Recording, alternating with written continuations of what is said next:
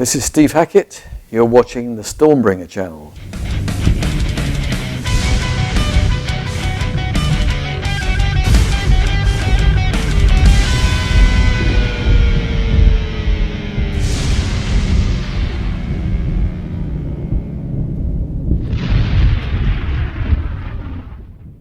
Particularly liked your the Beyond the Shrouded Horizon album. Thank you. And in particular the song A Place Called Freedom. Oh yes, yeah. I also liked your guitar solo there, and it's a great album in my opinion. I'm glad you like that one. Yeah, I had a good time doing that album. I think the only difference between a really good album and a mediocre album is how much you enjoy doing it. If you enjoyed doing it, it makes all the difference. I'm the only yardstick that I've got. Perhaps myself, my wife, and the band, of course. You know, people that are close. But normally, if I like something, I'm content to be very unoriginal, but just to be passionate about. You get used to a crazy life. It's part of the business, and I had other jobs before I was in the music business. I left school at 16, and between the years 16 and 20 I was doing other jobs. So I always think, my God, I could be doing these other things, and each time there's a crazy schedule, I know what the alternative is. Do you know what I mean? Yeah. The alternative is to do something that still wipes you out, but that you're not interested in, and to do something you're passionate about is... Myself, I'm very lucky, somewhere along the line the gods smiled down, and I was given a clean bill of health and all my marbles most of the time. And there's just a love of music, and I always think somehow, I'm always working towards the next one, the next show, the next gig, the next album, the next song will be really marvelous, we hope, and it's just always a chance to improve on the previous model each time. Musicians tend to invest in their sense of passion early on, and then technique takes over, but the plan is not to let technique get in the way of building the dynamics, I think, of a song, and allowing a song to breathe as if it was a living thing. Allowing it to have its own emotions, and it's like parenting a child. There's no point trying to force it to do things it doesn't want to do. It's going to eat what it wants to eat. It'll love whatever it loves.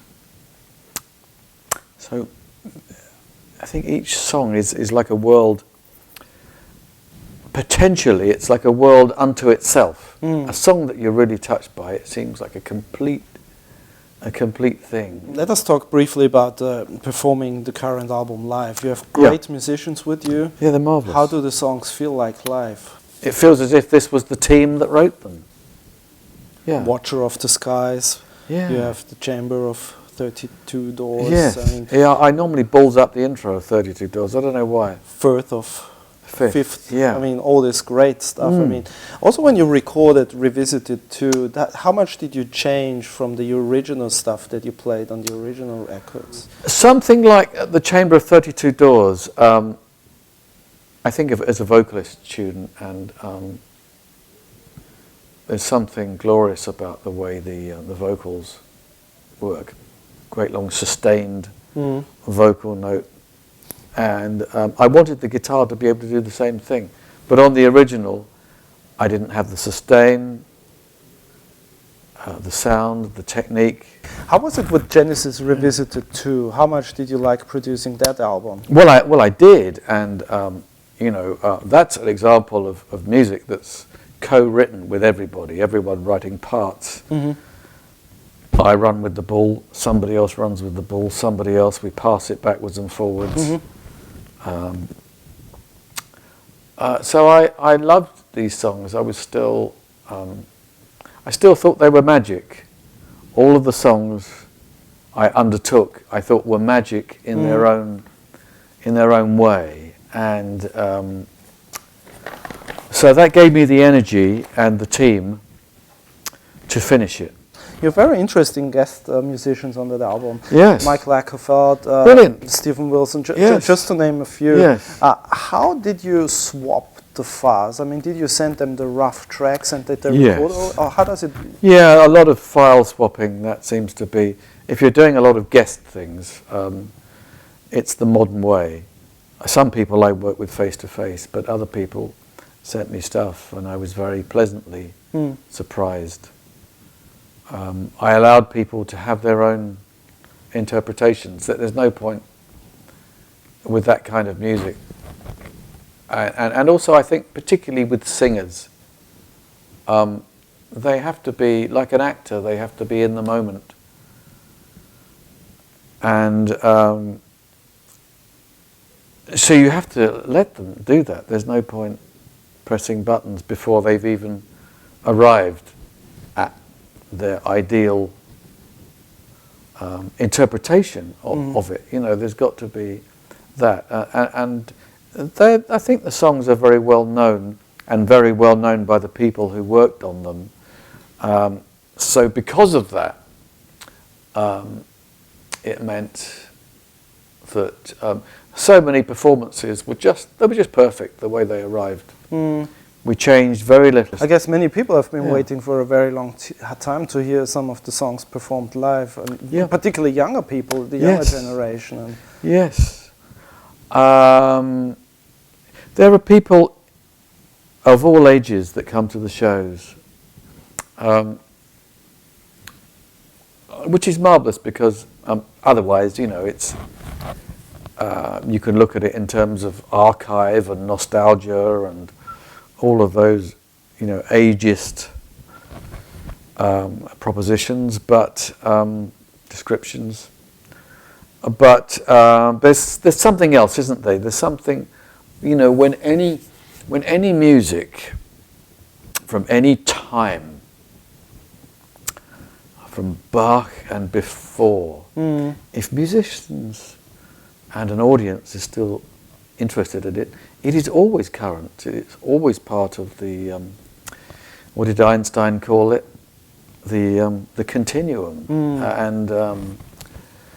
So I often listen to Bach and sometimes get to play it on record. And for me, you know, it's like, it's contemporary music. It's thoroughly, you know, through composed music, which, I mean, I find it very romantic. I don't think of him as baroque and strict and all these things that, all the pejoratives people say. But, you know, this is the thing about taste and prejudice. You know, we're beset by these concepts, and particularly the younger you are, as a musician, you start to specialize in your chosen instrument. And when I was young, I could only really hear the guitar, and I wasn't really aware of the other instruments. But, you know, guitar is only part of what I do. That's, you know, I spend most time as a craftsman playing guitar, but the other part of the time is in encouraging other people to be their complete ideal selves and to get the best performance out of them. And some people like guidance, some people like criticism, some people like praise. I've noticed this with young players who are very, very, very young.